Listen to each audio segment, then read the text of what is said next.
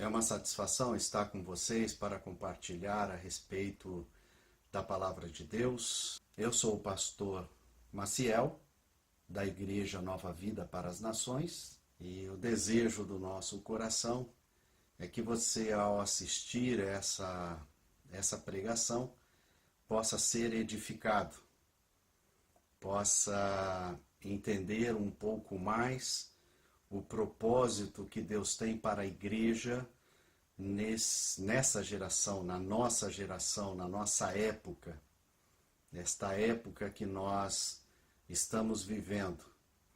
Temos dito na nossa igreja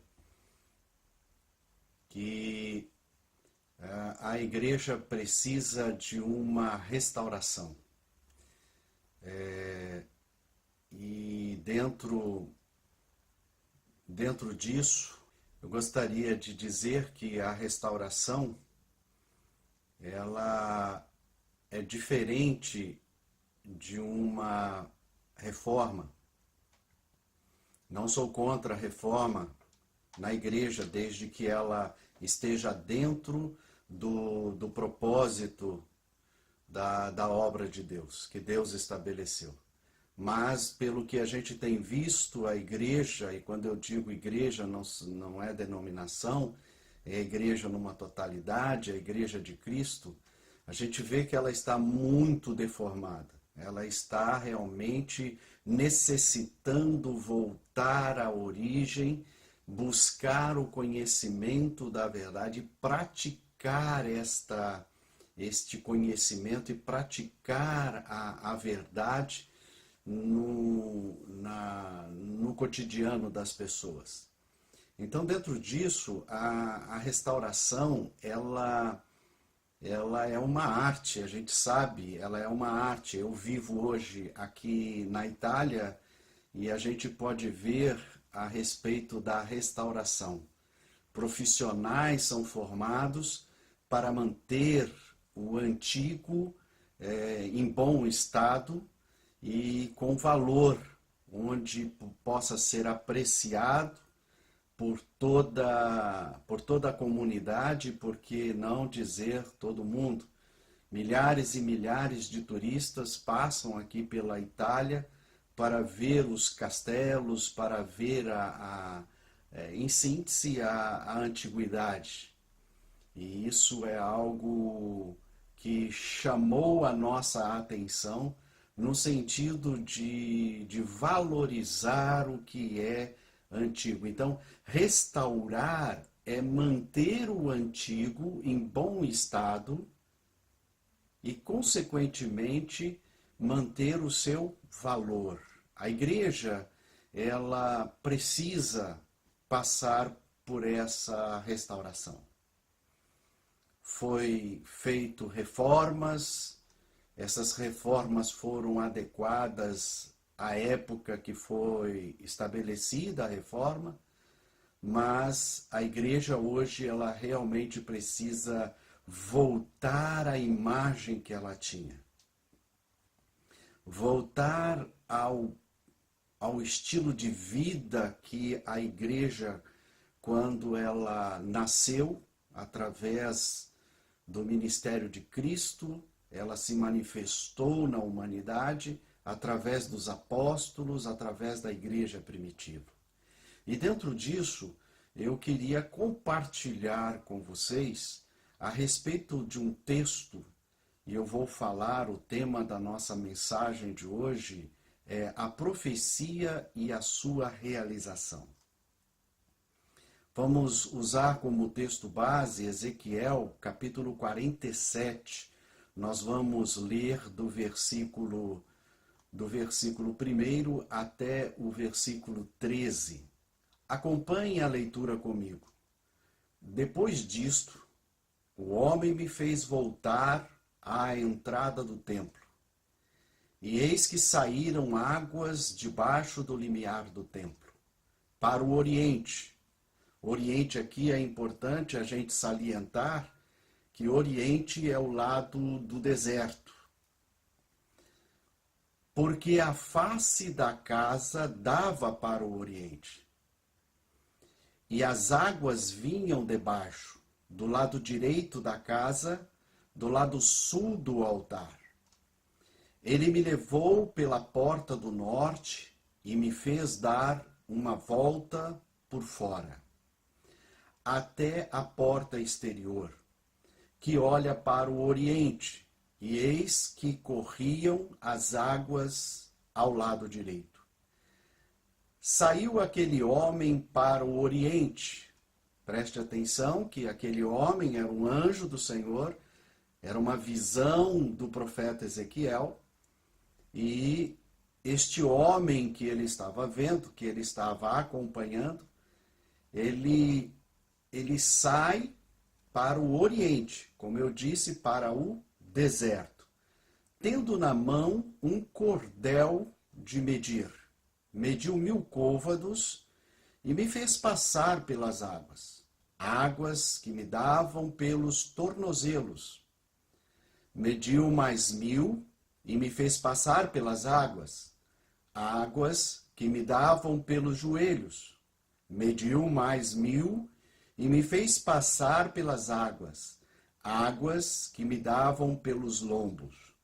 Mediu mais outro 1000, e era já um rio que eu não podia atravessar, porque as águas tinham crescido, águas que se deviam passar a nado, rio pelo qual não se podia passar.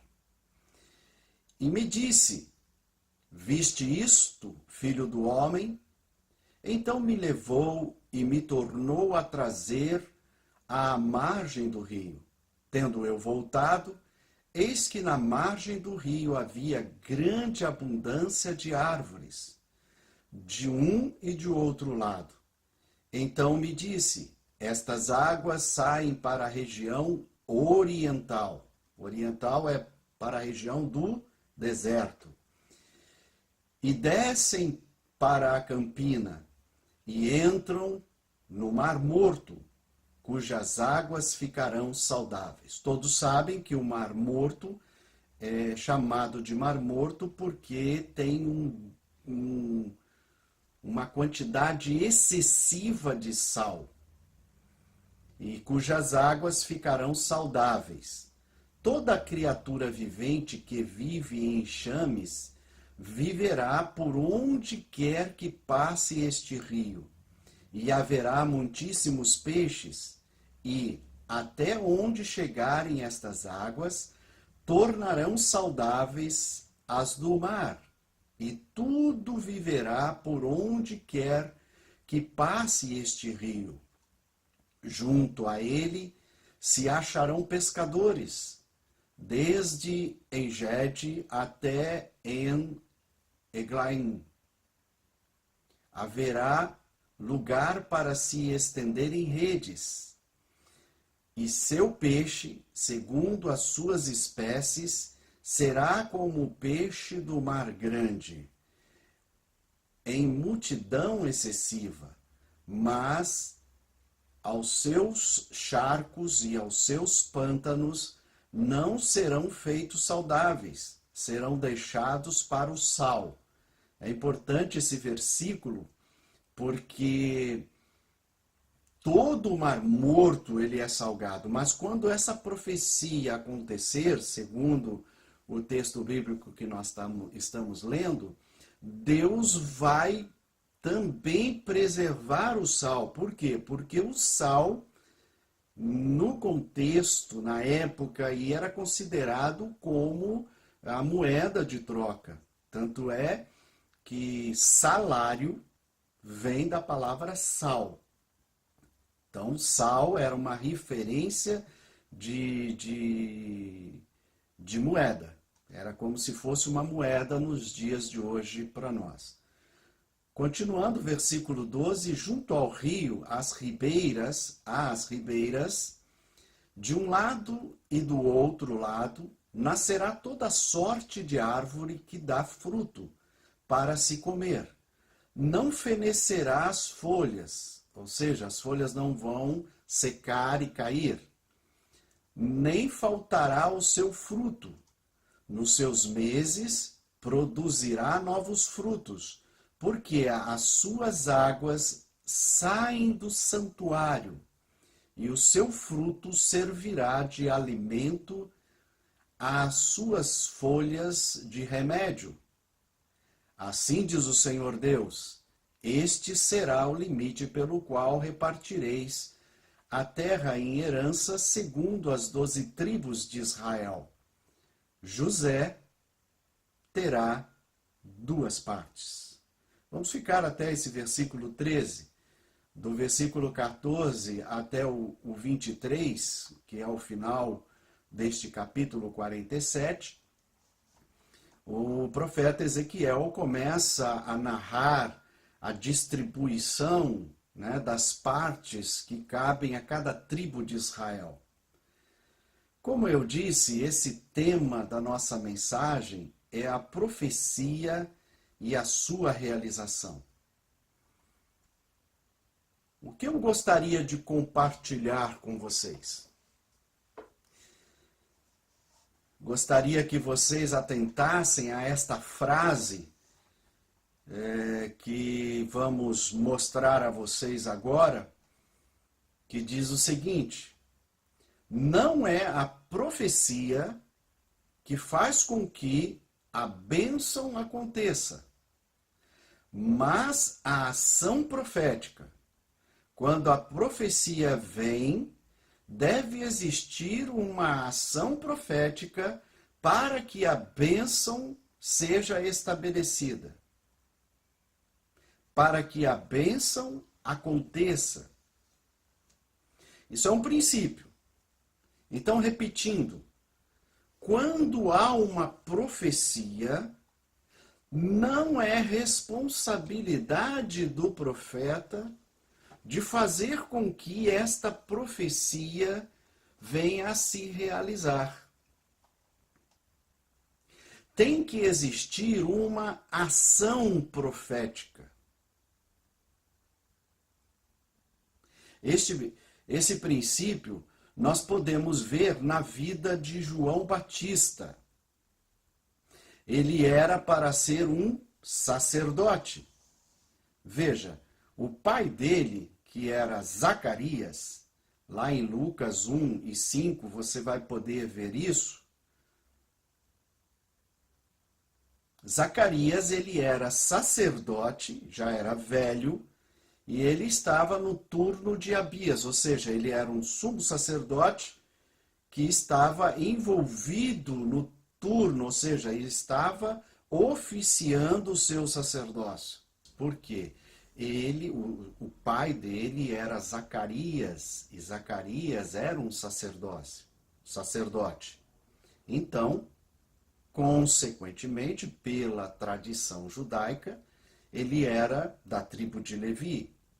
E, consequentemente, ele crescendo, ele seria instruído para o ofício de sacerdócio. Mas quem foi João Batista? Nós sabemos que João Batista era considerado pelos judeus como um profeta. Por quê?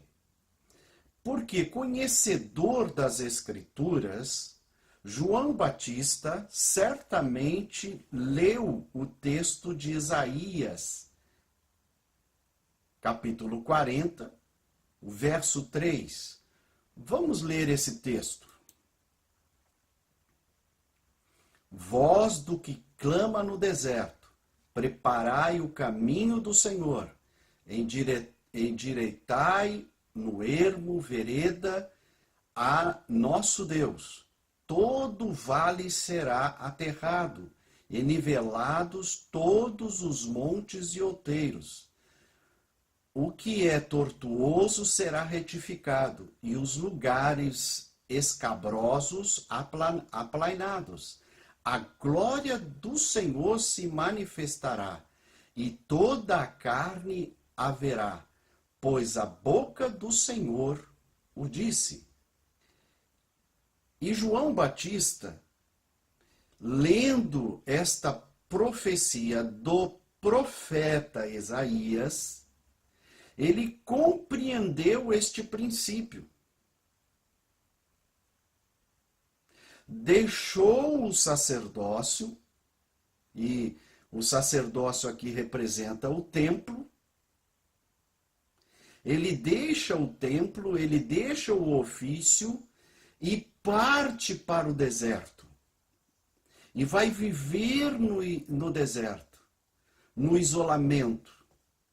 Por quê?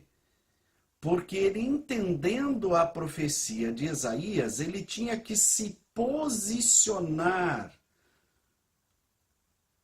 E aí no contexto até fisicamente, de sair da casa dele, de ir para o deserto, de viver uma vida monástica, uma vida de solidão, de estar só, se posicionar para que aquela profecia encontre uma ação profética e venha a ser realizada. Foi isso que João Batista entendeu.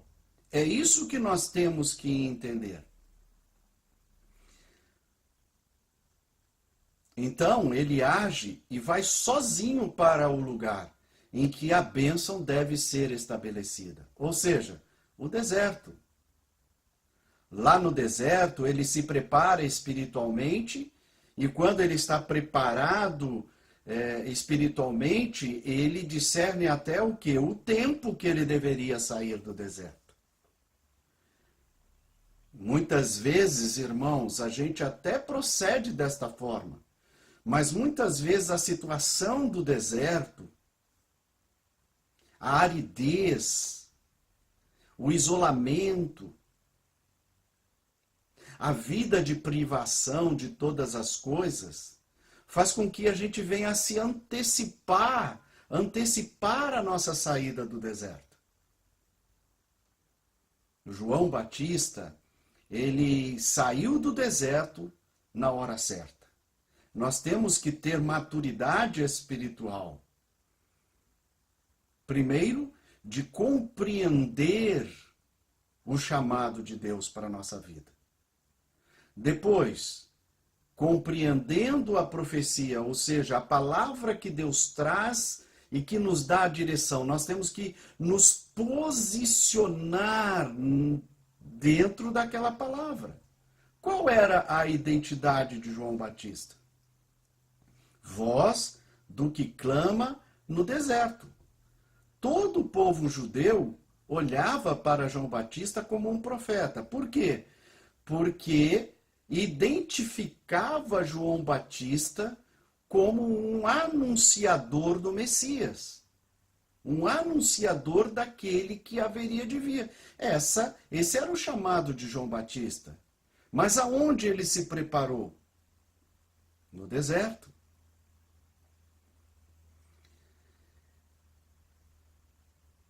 Quando ele volta como o quê? Como o precursor da bênção que é o Cristo encarnado, Jesus. Certamente ele tinha dúvidas quando ele tomou essa decisão. Por quê? Porque Jesus era primo dele. Eles eram contemporâneos e certamente eles brincaram juntos, porque eles eram primos, com diferença de meses. Basta você fazer um estudo a respeito disso. Isabel estava grávida e Maria vai visitá-la, e Maria estava grávida do Messias, de Jesus. João, ele se mexe no ventre de Isabel. As duas estavam grávidas. A diferença entre um e o outro era pouca de idade, de meses até. E eles tinham comunhão, eles tinham amizade. Por quê? Porque Maria não visitou Isabel.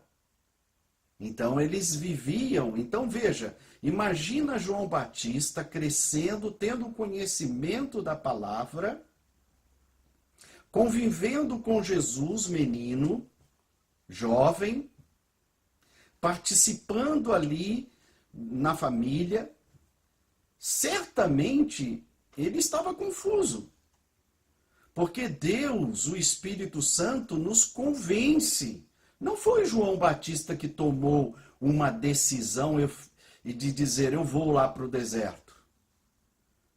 Ele foi impulsionado pelo Espírito Santo, como Jesus foi impulsionado pelo Espírito Santo ao deserto.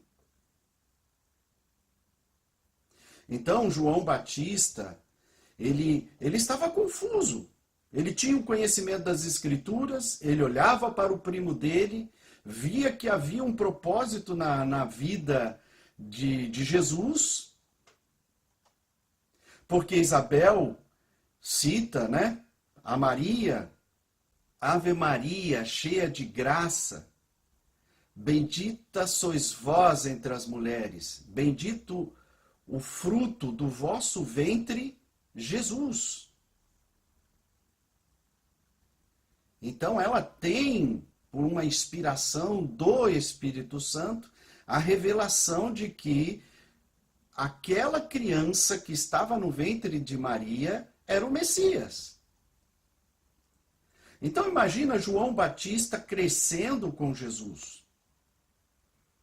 Certamente ele teria à sua mente a confusão. Mas ele compreende o chamado. Porque não disse que ele tremeu no ventre da mãe? Esse tremer no ventre da mãe, pela profecia que ela narra a respeito de Maria e Jesus, João Batista recebeu também um chamado. E ele precisaria entender esse chamado. E quando ele toma o conhecimento das Escrituras, do profeta Isaías, e é importante nós narrarmos isso a vocês, que naquela época a Escritura de Isaías, o livro de Isaías, era considerado para os judeus praticamente a Bíblia.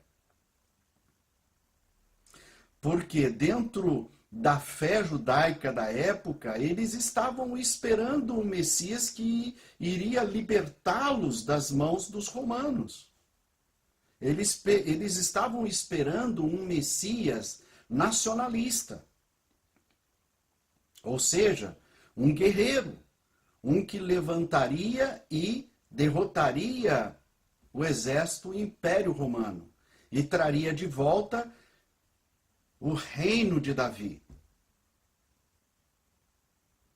Mas voltando para João Batista, ele deixa o sacerdócio, ele deixa o templo, entendendo o chamado, compreendendo que havia um propósito de Deus para a vida dele, e ele vai caminho ao deserto. A mesma coisa que o profeta Ezequiel narra nesse texto de Ezequiel 47. Então, quando Ezequiel 47 diz que o profeta se vira para o deserto e vai caminhando na direção daquele que media o caminho, quanto mais ele andava, mais distante ficava do templo. Porém, quanto mais ele ia para um lugar árido, mais as águas aumentavam. Essas águas simbolizavam a presença do Espírito Santo. A presença do Espírito Santo não é revelação somente, mas conhecimento. E conhecimento aí é uma experiência maior com Deus. Quanto mais você vai na direção de Deus, mais Deus se revela a você. Você vai tendo mais intimidade com Deus. Muitas vezes, o conhecimento das coisas de Deus se dá por um isolamento no deserto. Os antigos escritos contam que um dos pais da igreja, Antão, era eremita, ou seja, ele foi para o deserto. Ele era um homem que jejuava, tinha o dom de cura, manifestava os dons do Espírito e se tornou um dos pais da igreja, não pelos escritos que deixou, mas pelo seu testemunho. Enquanto os outros pais da igreja foram mais para o lado da teologia cristã, defendendo a teologia cristã das falsas crenças, que eram os gnósticos, os judaizantes, eram os judeus que se infiltravam na igreja para tentar trazer os gentios à circuncisão de Moisés, as práticas que tinham sido abolidas pelos apóstolos lá no Concílio de Jerusalém. Esse Antão, ele deixa um testemunho que depois é narrado por outro, não foi ele que escreveu, né?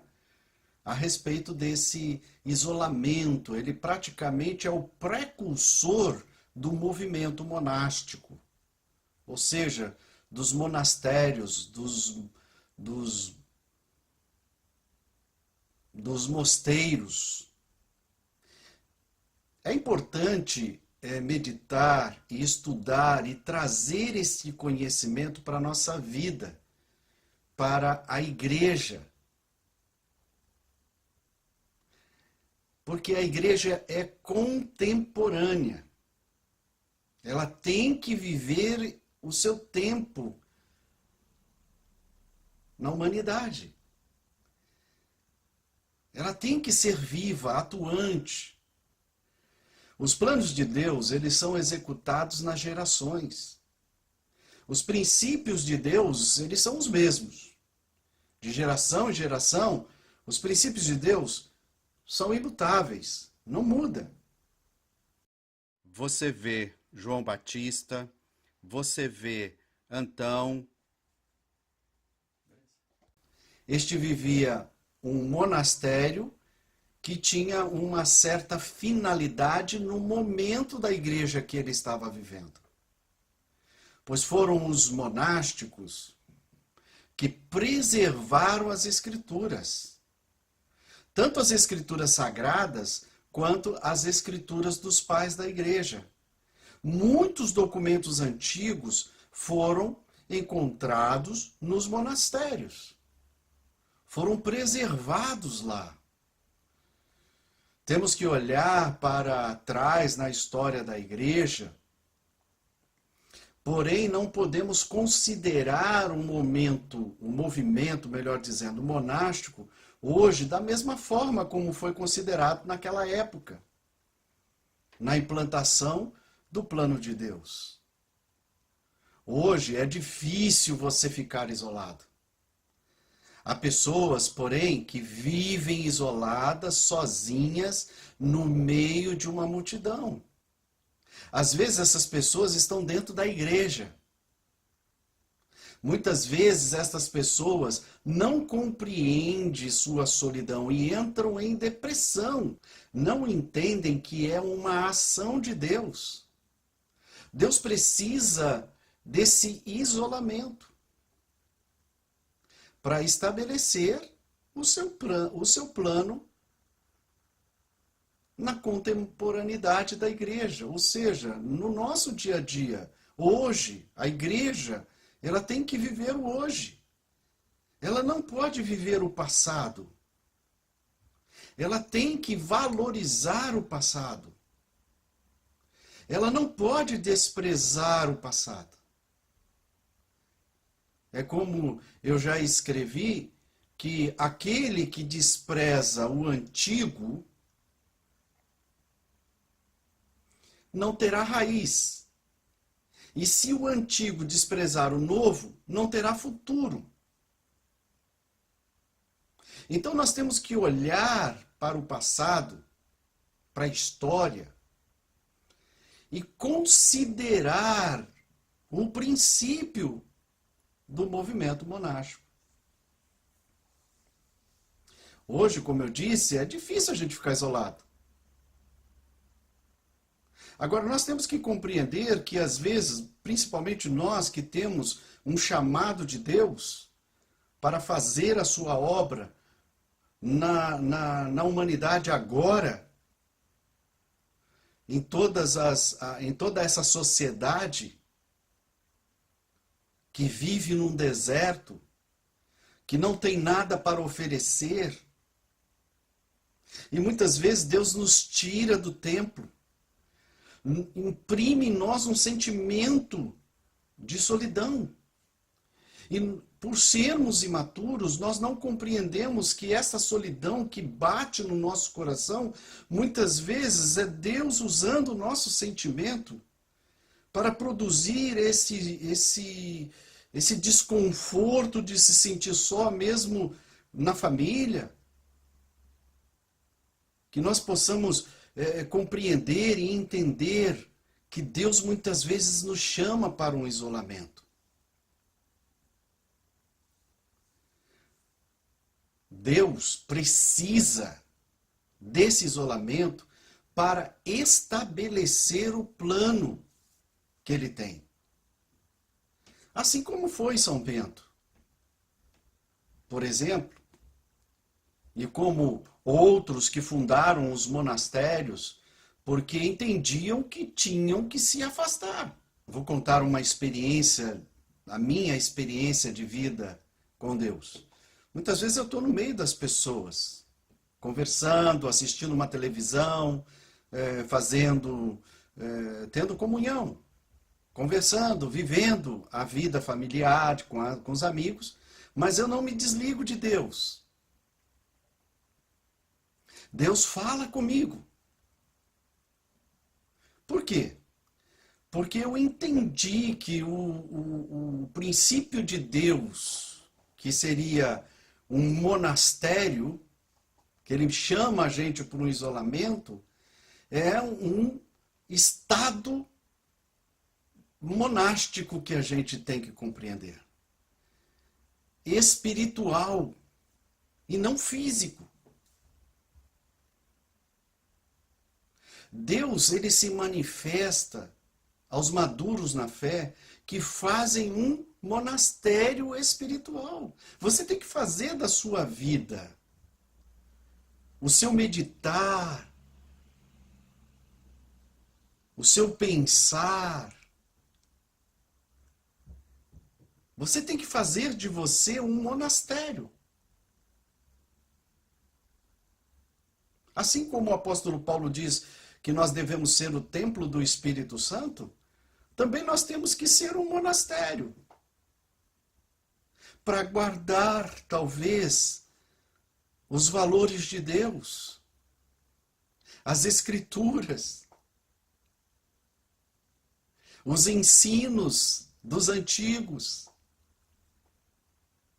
Veja quanta relação, quanta verdade. Nós temos que ser maduros e viver um monastério espiritual. Você pode estar em qualquer lugar, desde que dentro de si haja um momento de separação de Deus, uma separação para com Deus, um lugar de intimidade com Deus. É um sentimento monástico que a gente tem que ter, é uma vivência monástica. É o estar separado. É como o profeta Ezequiel, seguindo a direção no deserto, olhando as coisas sendo desfeitas, porque ele olhava, tinha o templo, ele era um profeta na casa de Israel, ele era aquele que trazia a palavra de Deus, e de repente ele tem que se afastar da presença de Deus representada pelo templo. Então ele se virou para o deserto, seguia aquele que media o caminho, e quanto mais ele caminhava, mais ia se desfazendo tudo que ele cria, tudo que ele vivia. Olhava para trás e chegou a um ponto que talvez ele nem via mais o templo.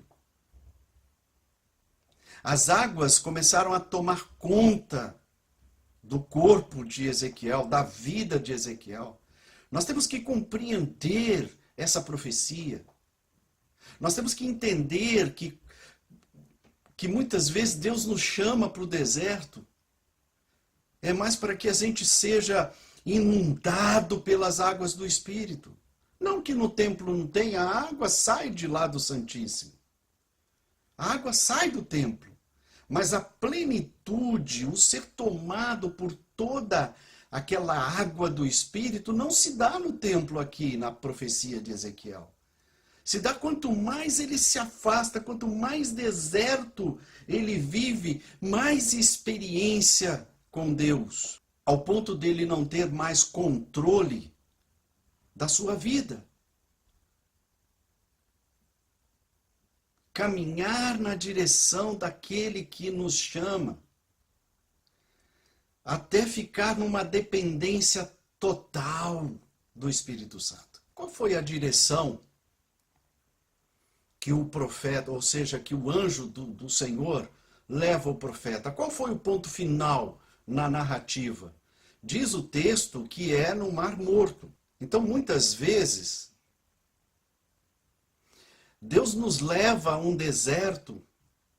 Quanto mais a gente anda nesse caminho de deserto, que Deus, Ele nos dirige, e é importante que sejamos perseverantes, porque o deserto é abrasador, o deserto não existe nada.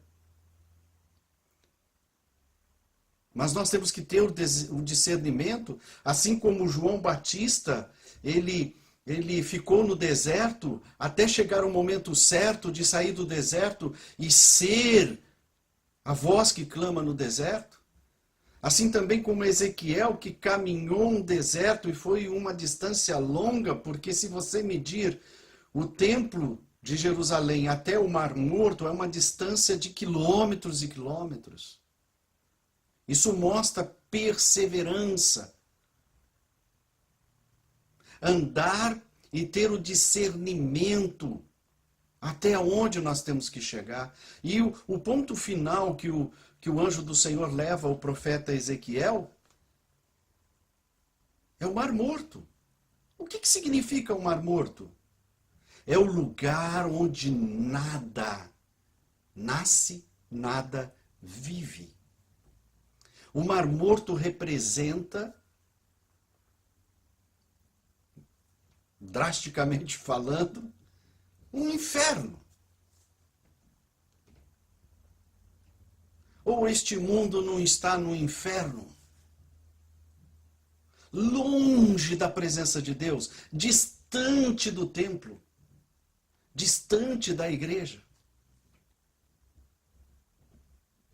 Mas esse ponto final que é o Mar Morto, quando ele chega lá no Mar Morto, tudo se transforma. Num mar que há peixes, onde pessoas pescam. Aquilo que aparentemente estava morto recebe vida. Essa é a representatividade do que, irmãos?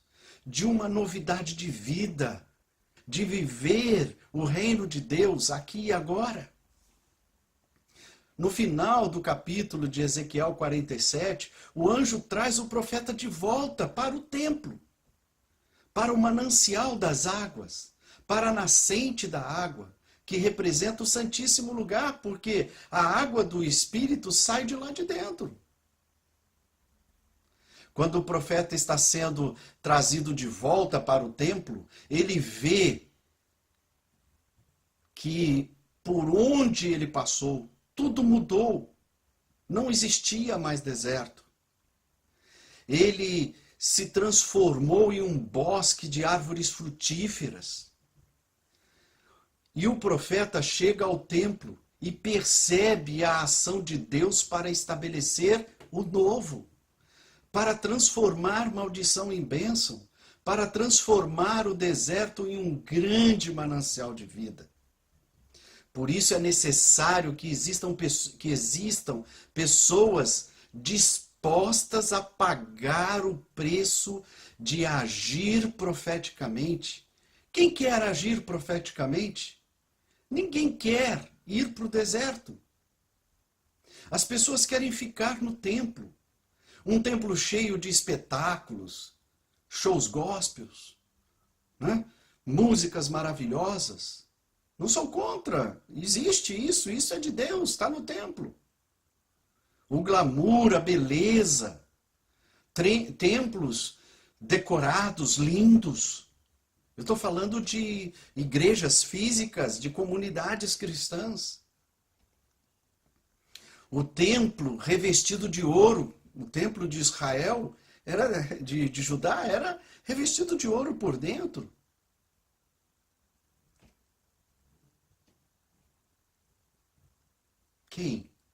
Quem quer ir para o deserto? Muitas vezes, Deus aparece a nós e nos chama, mas quando a gente olha, a gente vê um deserto à frente, a gente muitas vezes diz, não é Deus, é diabo vestido de Deus, ele quer me enganar. Sejamos maduros, irmãos, sejamos maduros. Então, amados, para finalizar, assim como João Batista, Antão, o próprio Jesus, Ezequiel, no capítulo 47, muitas vezes Deus nos chama. Nós temos que compreender, amados, que este princípio que nós estamos trazendo nessa pregação é o mesmo princípio que Deus criou o jardim no Éden. Lá em Gênesis 2, na Gênesis do homem, diz que nada tinha nascido ainda na terra. Ou seja, a terra, ela não tinha planta, não tinha nada. Ela era deserto. E Deus, ele pega daquela terra virgem, nua, pega o barro e molda o homem à sua imagem e semelhança. E diz o texto que ele faz um jardim no Éden, coloca o homem para cultivar. Qual era o princípio? Era para que o homem cultivasse e o jardim iria se expandindo, ia crescendo e toda a terra viraria um lugar de felicidade, porque o sentido da palavra jardim é lugar de felicidade no original hebraico. Amados, vamos compreender que Deus tem um chamado para nós. Vamos compreender que a igreja, ela precisa sair desse conceito templário que foi constituído por Constantino, o imperador romano que se converteu. Nós temos que sair desse estado templário e entrarmos num estado monástico, espiritual. Ir para o deserto, que é o mundo, mas sendo um profeta de Deus na nossa época, para chegar até o lugar mais deserto possível, onde não existe vida, onde não nasce nada, representada pelo Mar Morto. E de lá, o poder de Deus há de transformar tudo isso em um manancial de vida. É isso que nós temos que compreender. É isso que nos conforta e nos dá alegria por estarmos num deserto sozinhos. Existe um propósito de Deus. Essa era a mensagem que eu tinha para passar a vocês. E que Deus nos abençoe rica e abundantemente. Amém.